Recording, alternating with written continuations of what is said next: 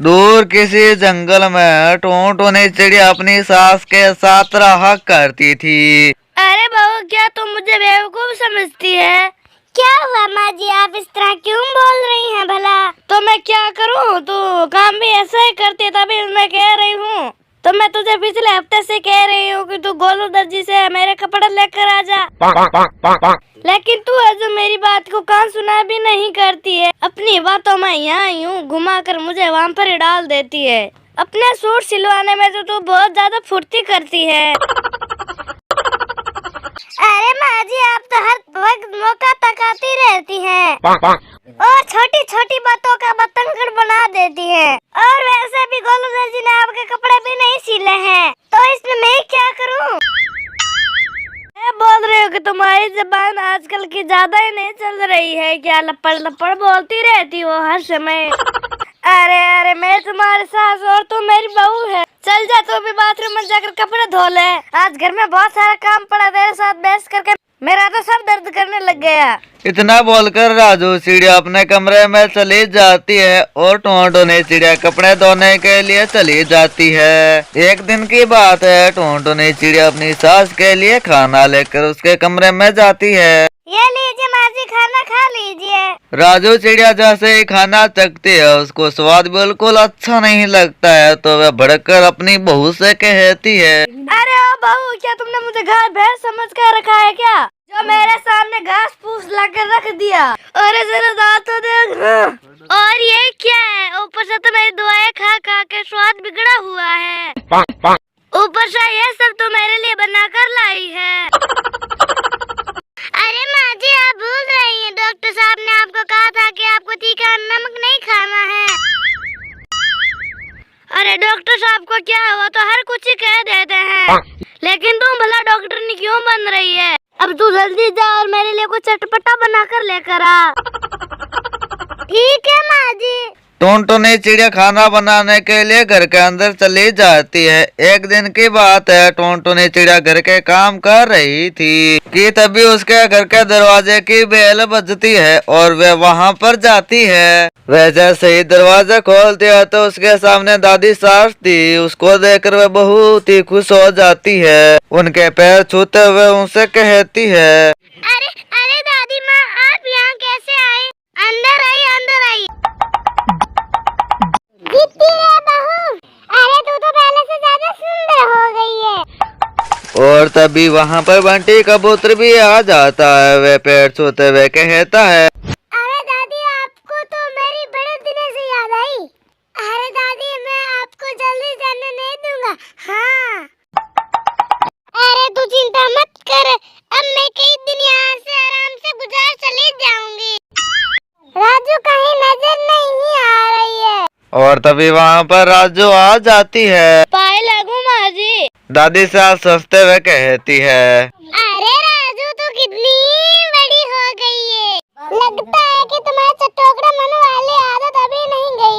अच्छा सुन, मैं बहुत ही ज्यादा थक गई हूँ। जल्दी से मेरे लिए एक गिलास शरबत तो ले आ। टोनटोनी चिड़िया के साथ टोनटोनी चिड़िया को शरबत लाने के लिए कहती है कि तभी दादी सास कहती है, अरे बड़ी चालाक है रे तू तो। मैंने तुझको शरबत लाने को कहा और तू बहू को कह रही है। वैसे लगता है कि ये सारे घर के काम अकेली करती होगी। फिर राजू चिड़िया बहुत ही गुस्से में अंदर चली जाती है। और फिर उसी शाम की बात है। अरे टुनटुनी बहू, मैंने यहाँ शिव जी के मंदिर वाली बहुत ही प्रचार सुने हैं। चल चलो, तुम मुझको उस मंदिर के दर्शन करा ला। अपनी सास की बात सुनकर राजू कहती है, अरे आप चिंता मत कीजिए माँ जी, मैं अभी तैयार होकर आती हूँ और आपको फिर मैं मंदिर लेकर चलती हूँ। अरे तुझको किसने कहा मंदिर चलने के लिए? मैं तो टुनटुनी बहू को लेकर जा रही हूँ। अगर तू साथ में चलेगी तो घर में खाना कौन बनाएगा? तब तक हम आ जाए ना, तब तक तुम अच्छे से मेरे लिए खीर बना कर रखना। अरे टुनटुनी बहू, जल्दी से तैयार हो जा, जल्दी कर, देर हो रही है, जल्दी जा, हट जा। थोड़ी देर बाद टुनटुनी चिड़िया तैयार होकर आ जाती है और पिंकी चिड़िया को मंदिर दिखाने के लिए चली जाती है। उन दोनों के जाने के बाद वे रसोई में चली जाती है और खुद से बड़बड़ाने लग जाती है। ये बुढ़िया इस घर में क्या आई है, आफत बन गई है। जब देखो मुझे मेरी बहू के सामने नीचा दिखाने लग जाती है ये बुढ़िया। इसका कुछ न कुछ तो मुझे करना ही पड़ेगा, आखिर मेरा नाम भी तो राजू है ना।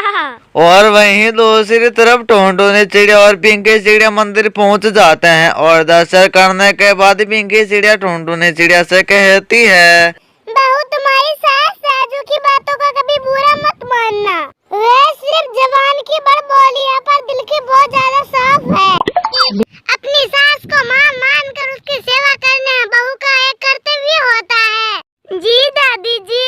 और फिर वे दोनों वहाँ से चले आते हैं और इस तरह से उसको रहते हुए कुछ दिन बीत जाते हैं। एक दिन की बात है, राजू चिड़िया अपनी सहेली की मदद से एक नकली खत मंगवा देती है जिसमें लिखा होता है कि राजू चिड़िया के ससुर की अचानक बहुत ही तबीयत खराब है। खत सुनते ही वे वहाँ से जाने की तैयारी में लग जाती है और फिर टुनटुनी चिड़िया उसको टैक्सी में बैठाकर उसको स्टेशन तक छोड़कर आ जाती है। अपनी सास के जाते ही राजू चिड़िया बहुत ही खुश हो जाती है और फिर वह सोचती है, अच्छा हुआ कि वह बुढ़िया चली गई, मुसीबत टली। अब जल्दी से मेरा इस घर में राज चलने लगेगा। जब टुनटुनी चिड़िया उसको छोड़कर वापस घर आती है तो राजू उससे कहने लग जाती है, क्यों टुनटुनी बहू उस बुढ़िया को गाड़ी में बैठाई? मैं जानती थी वो बुढ़िया इतनी आसानी से नहीं जाने वाली, इसीलिए तो मैंने नकली खत मंगवा कर उस बुढ़िया को यहाँ से निकाल दिया। आखिर मेरा नाम भी तो राजू है। यह बात सुनते ही टुनटुनी चिड़िया को बहुत ही दुख होता है और फिर वह अपने सास से कहती है, आपने सही नहीं किया माँ जी। आप जानती है कि दादी जी आपसे कितना प्यार करती हैं। दादी जी तो आपकी तारीफ कर रही थी। वह मुझे कह रही थी कि सासू माँ समान होती है। अपनी सास की तुम खूब सेवा करना। और इतने नहीं, उन्होंने आपके लिए ये कंगन भेजे हैं जो वो आपको देने के लिए गाँव से लेकर आई थी। टुनटुनी चिड़िया की ऐसी बातें सुनकर राजू चिड़िया बहुत ही दुखी हो जाती है। उसको नहीं पता था कि उसकी सास उसे इतना प्यार करती है और फिर वह टुनटुनी चिड़िया से कहती है, मुझे माफ कर दे बहू, मैंने अपनी सास को और अपनी बहू को दोनों को गलत समझा। मैं समझ गई हूँ कि सास भी कभी बहू होती है। और फिर वह आगे से ऐसा कुछ नहीं करती है जिससे उसकी सास को कुछ दुख हो और फिर से वे सभी एक साथ खुशी खुशी रहने लग जाते हैं। अगर आपको ये कहानी पसंद आई है तो इसको लाइक करना ना भूलें। ये कहानी है एक टुनटुनी चिड़िया की जिसकी एक बेटी थी। उसका पति कालू कौवा एक नौकरी करता था जिसमें उसको बहुत ही कम रुपए मिलते थे जिससे उसका परिवार का गुजारा होता था। एक दिन की बात है, कालू कौवा अपने घर आता है तो बहुत ही अंधेरा हो जाता है। वे देखता है कि उसकी बेटी मोमबत्ती में पढ़ाई कर रही है। अरे बेटा, तुम मोमबत्ती में क्यों पढ़ रही हो? लाइट में क्यों नहीं पढ़ती? पापा के समय से लाइट नहीं है। अरे बेटा, यहाँ पर क्यों नहीं लाइट है? जंगल के सारे घरों में तो लाइट है। रुको, मैं अभी देखता हूँ, फ्यूज तो नहीं उड़ गया है। अरे आप अंधेरे में कहाँ जा रही है? मैं आपको फर्श दे रही हूँ, जल्दी दो भाई। बस 1 मिनट जी, मैं भी लाइट। कालू कौवा टॉर्च लेकर फ्यूज चेक करने के लिए जाता है। इसकी तो फ्यूज उड़ी हुई है, कुछ काम का नहीं है ये। वह फ्यूज ठीक करने लगता है कि तभी उसका हाथ एक तार पर लग जाता है और वह झनझना जाता है और उसकी वहीं पर ही मौत हो जाती है। टुनटुनी चिड़िया और पिंकी चिड़िया दोनों भागते हुए वहाँ पर आते हैं।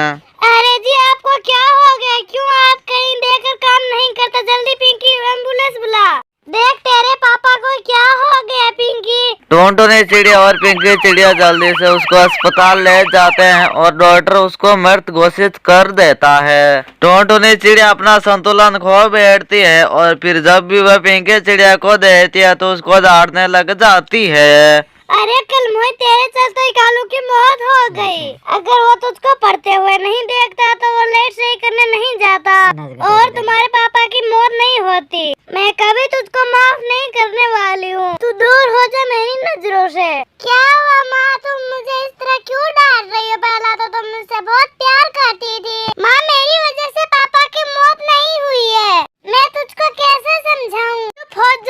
भगत अरे कलम होई, मैं तुमसे जबान लड़ाना नहीं चाहती हूँ। तभी टोनटोनी चिड़िया को चक्कर आने लग जाते हैं। मम्मा अचानक तुझको क्या हो गया? तुम अपने आप को संभालो, मैं आपको घोंसले में लेकर चलती हूँ।